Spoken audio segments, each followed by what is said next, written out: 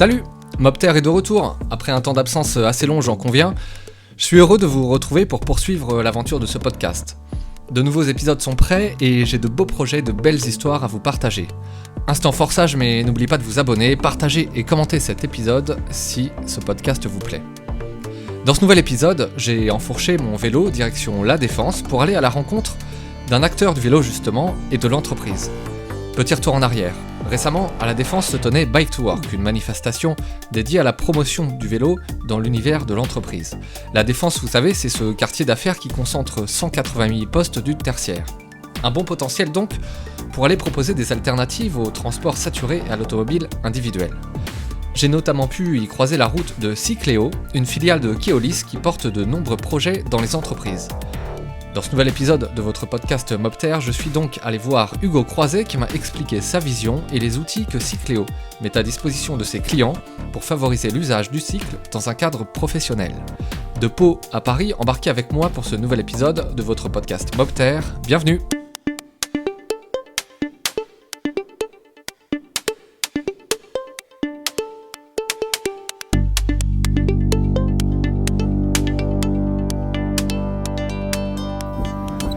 Bien, je me trouve dans les locaux de Cycléo à Paris et je suis en compagnie d'Hugo Croiset. Bonjour Hugo. Bonjour Bruno. Alors Hugo, qu'est-ce que tu fais? Présente-toi en quelques mots chez Cycléo. Alors je suis donc chargé de contenu, de web marketing et de tout ce qui est la communication digitale ici. Je m'occupe principalement du coup à Cycléo d'organiser toutes les communications digitales qu'on peut avoir autour du thème du vélo. On développe le vélo pour les collectivités principalement, mais un nouveau secteur d'activité qu'on développe depuis quelques années, c'est le vélo en entreprise. Et il y a énormément de pédagogie, il y a énormément de culture vélo à développer autour de ça. Et c'est une de mes missions ici à Cycléo, d'essayer un petit peu de faire passer le mot et d'essayer de faire entrer ça dans les usages. Alors justement, Cycléo, ça existe depuis quand en fait et d'où ça vient? Alors Cycléo, on est une filiale du groupe Keolis qui existe depuis 2007. Au tout début, vraiment, Cycléo était donc un opérateur de mobilité et un opérateur de transport public en fait. On est opérateur d'un certain nombre de réseaux de vélos en libre service dans plusieurs villes de France. Tu connais peut-être donc les V-Cube à Bordeaux, les Vélil à Lille. On est aussi présent à Grenoble avec une flotte qui est en 100% location longue durée. À Nîmes, en tout cas, on a à peu près 15 exploitations, c'est comme ça qu'on les appelle en France.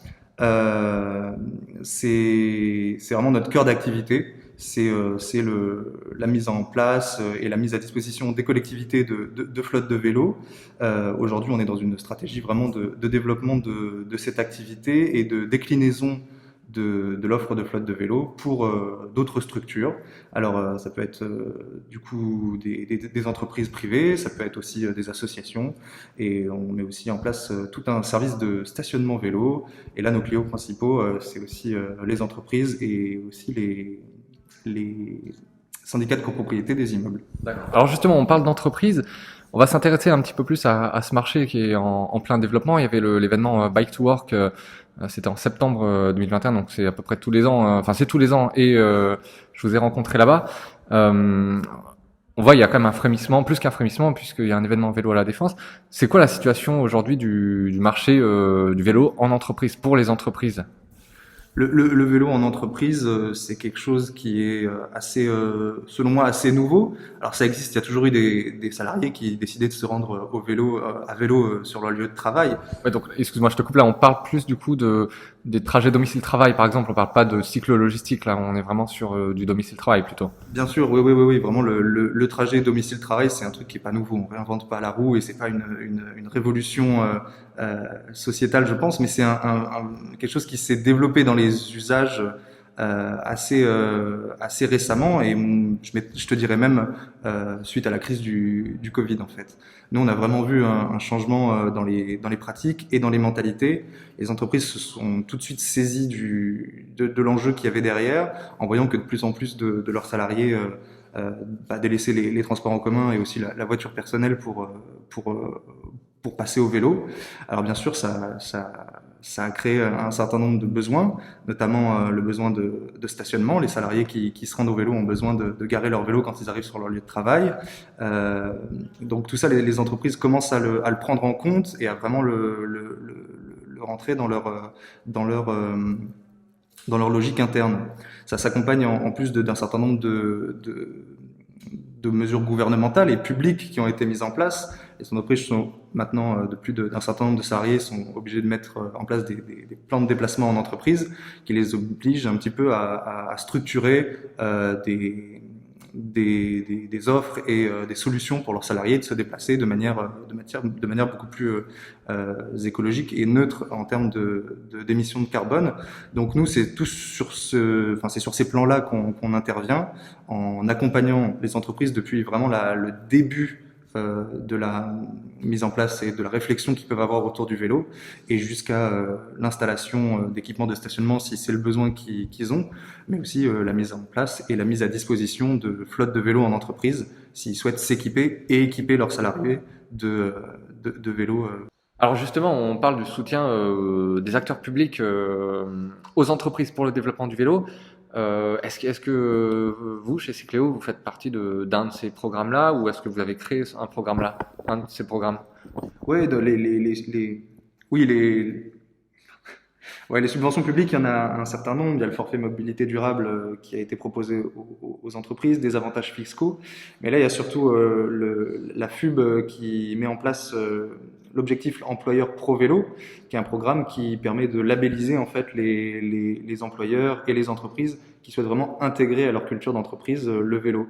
Nous, on est partenaire de ce programme dans le sens où les entreprises qui souhaitent l'intégrer peuvent bénéficier d'un certain nombre de subventions, de faire subventionner les équipements de stationnement qu'ils souhaitent installer sur leurs locaux dans le cadre de ce programme.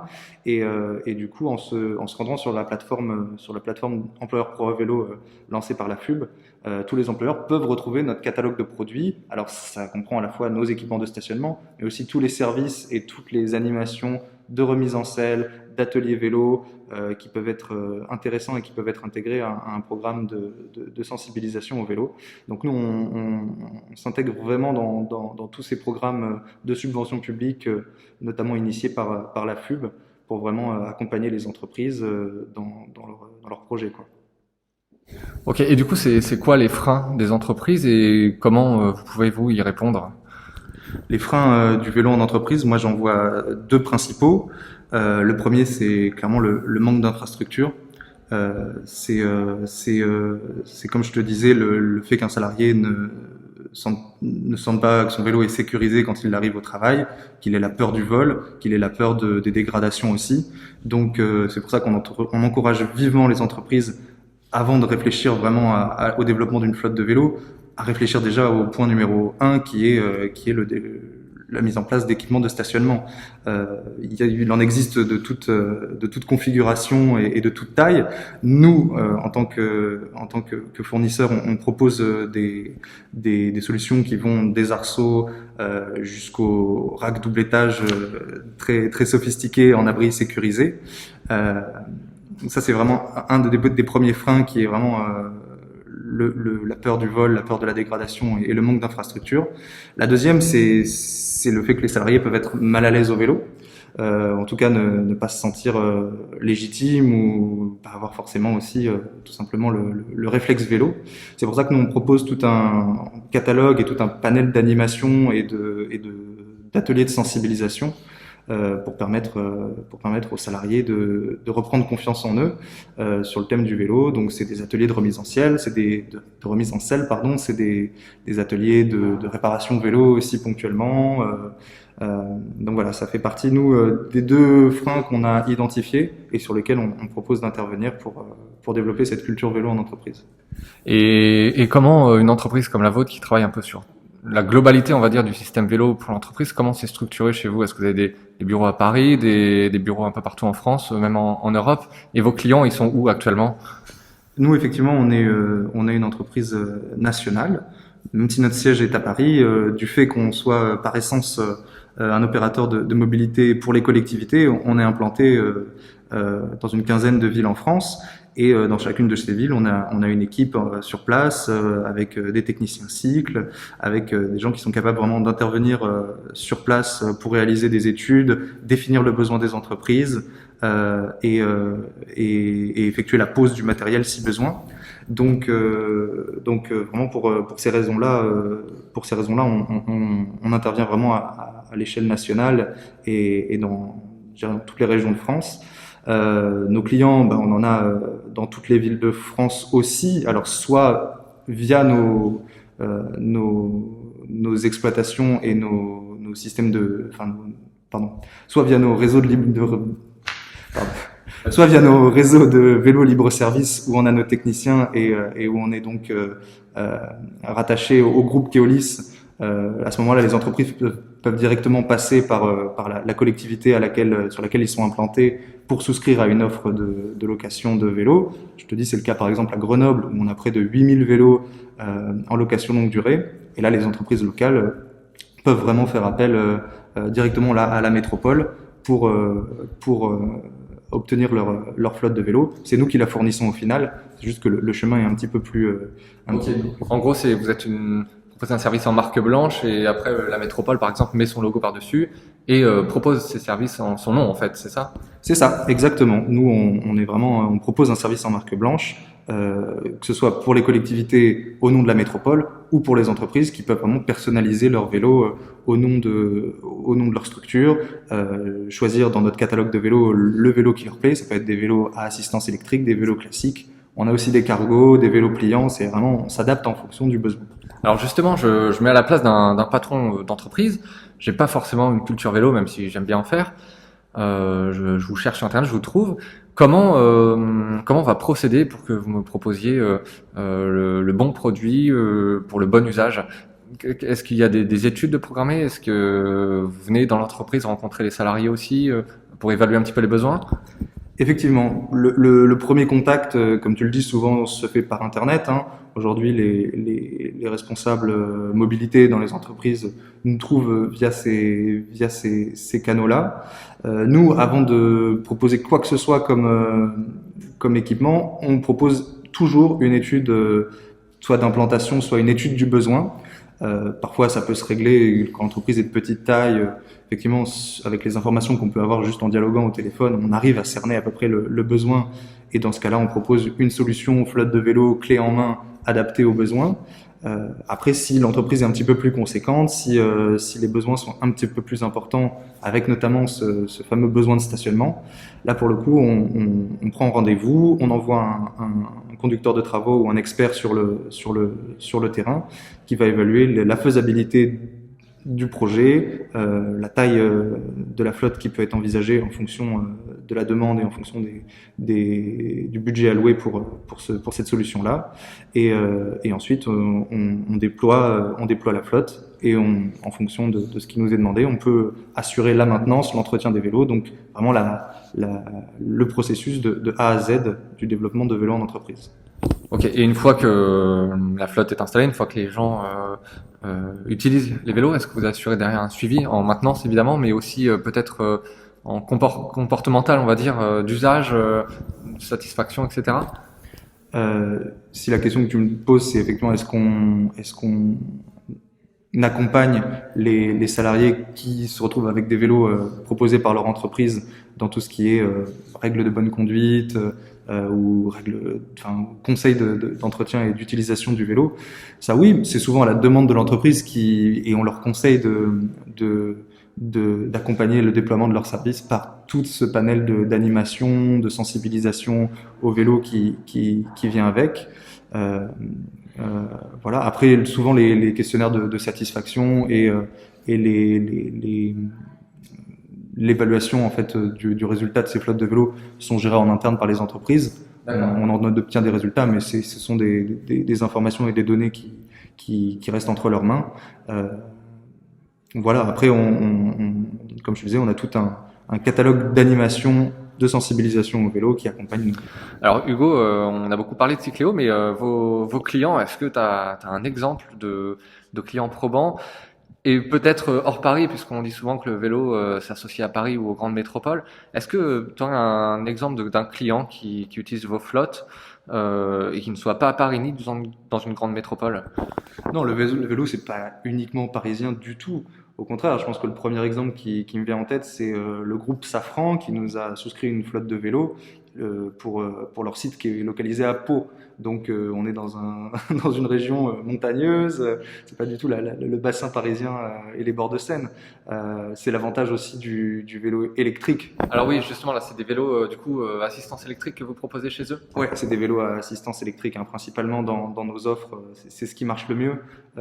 Ça permet vraiment de dépasser vraiment les obstacles, qu'ils soient urbains ou naturels, hein, et les reliefs sans trop de difficultés. Donc non, le vélo, c'est absolument pas parisien. Les entreprises partout en France sont intéressées et tentent de développer cette activité-là.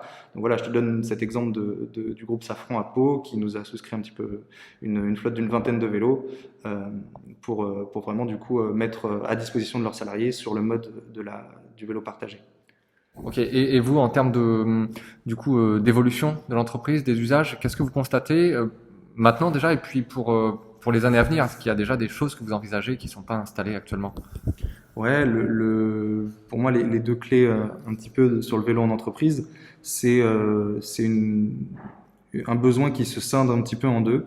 Il y a deux écoles, j'ai envie de dire. Il y a ceux qui vont choisir d'acheter une flotte de vélos et de les louer à leurs salariés. Donc c'est un petit peu la prolongation de ce qui pouvait exister avant avec les voitures de service. Il y a des salariés du coup qui ne souhaitent pas une voiture de service, mais à la place on leur donne un vélo. Et là ils en sont responsables, ils l'emmènent chez eux, ils font leur trajet domicile-travail à vélo.